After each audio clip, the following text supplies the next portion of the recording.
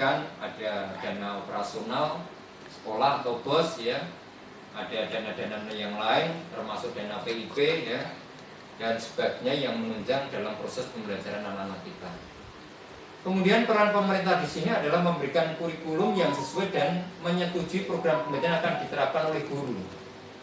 Jadi di Indonesia telah terjadi banyak perubahan kurikulum, dan perubahan itu bermuara pada terselenggaranya sebuah proses pendidikan dan produk pendidikan yang lebih baik ya, disesuaikan dengan zaman yang ada, dan ini tentunya juga disesuaikan dengan tujuan dari Undang-Undang Sidiknas yang kita tahu bersama. Ada 5 peran pemerintah dalam pendidikan ya. Jadi dalam tema kali ini yang kita kupas, yang pertama adalah peran pemerintah dalam pendidikan, ada 5. Yang pertama adalah sebagai pelayan masyarakat. Jadi dalam mengembangkan pendidikan ya, berbasis masyarakat, seharusnya pemerintah memberikan pelayanan terbaik bagi masyarakat. Jadi ini adalah sebuah kewajiban bahwa pemerintah sebagai pelayan masyarakat ya, hendaknya pemerintah memberikan pelayanan yang terbaik ya, pada masyarakat, termasuk warga di sekolah ya. Tidak terkecuali adalah anak-anak kita ya, siswa-siswa kita.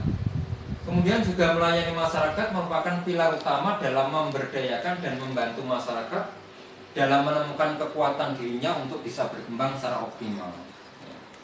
Kemudian pemerintah dengan semua aparatnya dan jajarannya perlu menampilkan diri sebagai pelayan yang cepat ya, cepat tanggap, cepat memberikan perhatian ya, kemudian tidak berbelit-belit dan bukan minta untuk dilayani. Ini adalah hakikat dari pelayanan pemerintah terhadap masyarakat dalam dunia pendidikan.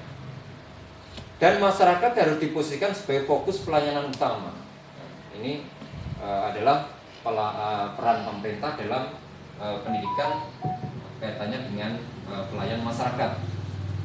Kemudian yang selanjutnya, yang kedua adalah sebagai fasilitator. Kalau pemerintah seharusnya merupakan fasilitator yang ramah ya, kemudian menyatu dengan masyarakat yang jelas, kemudian juga bersahabat, menghargai masyarakat, mampu menangkap aspirasi masyarakat, dan mampu membantu ya, menemukan peluang yang ada dalam masyarakat, dan hal ini sudah dilaksanakan oleh pemerintah. Kemudian mampu memberikan dukungan secara finansial ya, dengan kebijakan-kebijakannya. Kemudian mampu meringankan beban pekerjaan masyarakat ya, termasuk mampu menghidupkan komunikasi dan partisipasi masyarakat tanpa masyarakat merasa terbebani. Ini adalah kewajiban daripada pemerintah terhadap masyarakat. Kemudian yang ketiga ya, Bapak Ibu yang saya hormati, peran pemerintah adalah sebagai pendamping ya. Jadi pemerintah harus melepaskan perannya dari penentu segalanya. Jadi ini harus dilepaskan ya, bahwa pemerintah mempunyai peran sebagai penentu ya, dalam pengembangan program belajar menjadi pendamping masyarakat yang setiap saat harus melayani dan memfasilitasi berbagai kebutuhan dan aktivitas masyarakat. Kemudian juga kemampuan pemerintah sebagai teman ya, tentunya juga sebagai sahabat, mitra setia dalam membahas, mendiskusikan ya, membantu, merencanakan dan menyelenggarakan ya, kegiatan yang dibutuhkan oleh masyarakat perlu terus untuk dikembangkan.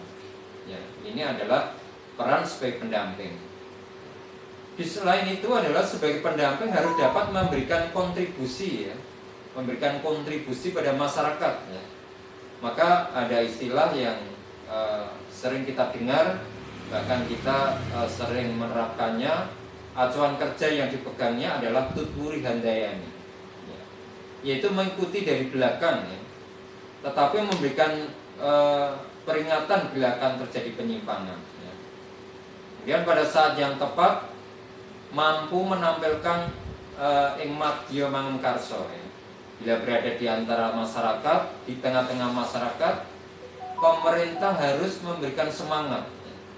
Memberikan semangat agar tidak kendor, dan sebagai pendamping pemerintah harus dapat dijadikan panutan masyarakat, yaitu ing ngarsa sing tulodo. Nah, ini filosofi Jawa yang sangat agung ya nilainya. Maka oleh sebab itu pemerintah berperan sebagai tutwuri handayani, kemudian ing madya mangkarsa ing ngarsa sing tulodo. Kemudian yang selanjutnya peran pemerintah adalah sebagai mitra masyarakat. Apabila kita berangkat dari sebuah konsep ya pemberdayaan yang menempatkan masyarakat sebagai subjek, maka masyarakat harus dianggap sebagai mitra atau sebagai teman ya. Hubungan dalam pengambilan keputusan bersifat horizontal, sejajar secara dalam satu jalur yang sama ya.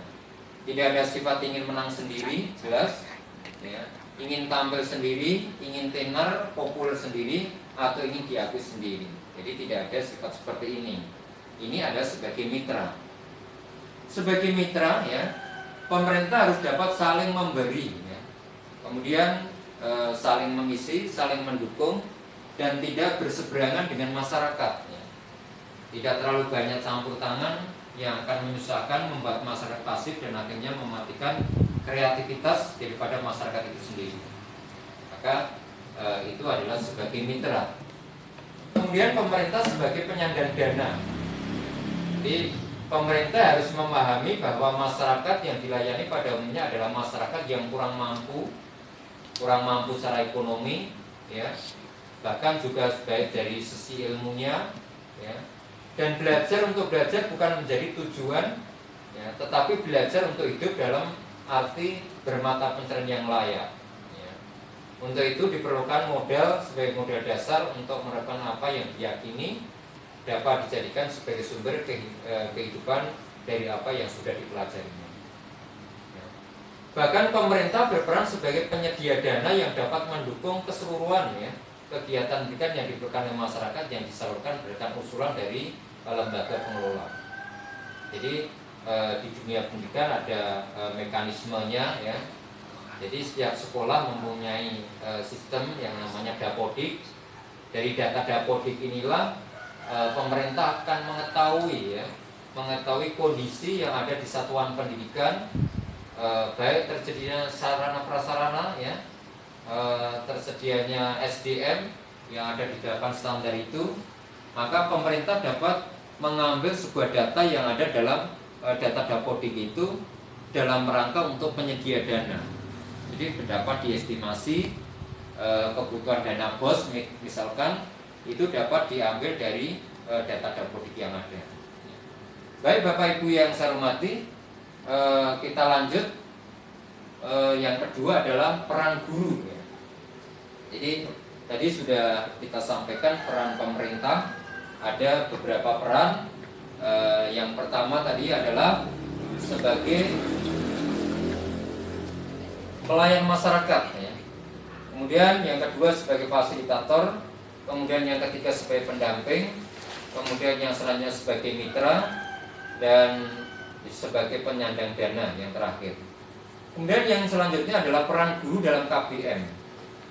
Jadi kalau kita lihat di satuan pendidikan pada saat ini banyak teman-teman berkomentar bahwa saat pandemi ini walaupun harus PJJ ya, pembelajaran jarak jauh, dan apalagi saat ini pemerintah baik pusat maupun daerah memberlakukan PPKM, maka ASN utamanya ya harus WFH, jadi work from home, harus bekerja dari rumah, dan tidak boleh WFO ya, atau work from office.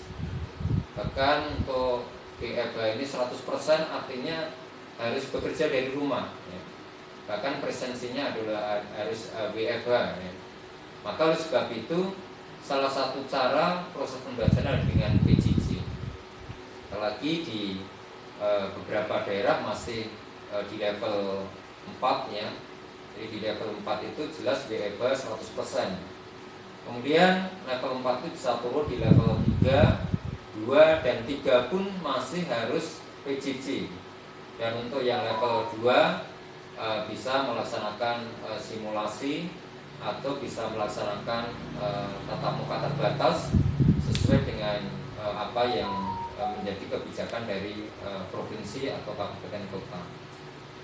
Baik Bapak Ibu yang saya hormati, peran guru dalam KPM, badan guru dalam proses pembelajaran masih tetap memegang peranan yang sangat penting. Jadi walaupun teknologi sudah sangat pesat seperti ini, anak-anak bisa googling, ya, anak-anak bisa membaca, bisa memahami di berbagai media teknologi seperti internet, ya. Namun peran guru ini dalam proses pengajaran belum dapat digantikan oleh mesin, termasuk radio, tape recorder, bahkan komputer sampai internet sekalipun, ya. Maka di sini ada sebuah pendapat dari Emil Yasa, tokoh pendidikan, mengidentifikasi peran guru dalam proses pembelajaran ada 16, ya. Jadi cukup banyak Bapak Ibu. Jadi Bapak Ibu bisa sambil menyimak materi dari Bapak Ibu yang sudah di-share oleh panitia. Yang pertama adalah sebagai guru, sebagai pendidik. Jadi satu peran ini hanya bisa dipunyai oleh seorang guru. Jadi kalau sebagai pengajar mentransfer ilmu, namun guru sebagai pendidik ini artinya menjadi tokoh, ya. Jadi guru itu menjadi tokoh utama, bahkan sebagai panutan, atau bisa dikatakan sebagai uswah, ya, contoh bagi anak-anaknya, contoh sebagai contoh dari anak didiknya, baik di kelas bahkan di masyarakatnya. Maka di samping sebagai panutan, ya, bahkan sebagai identifikasi, ya,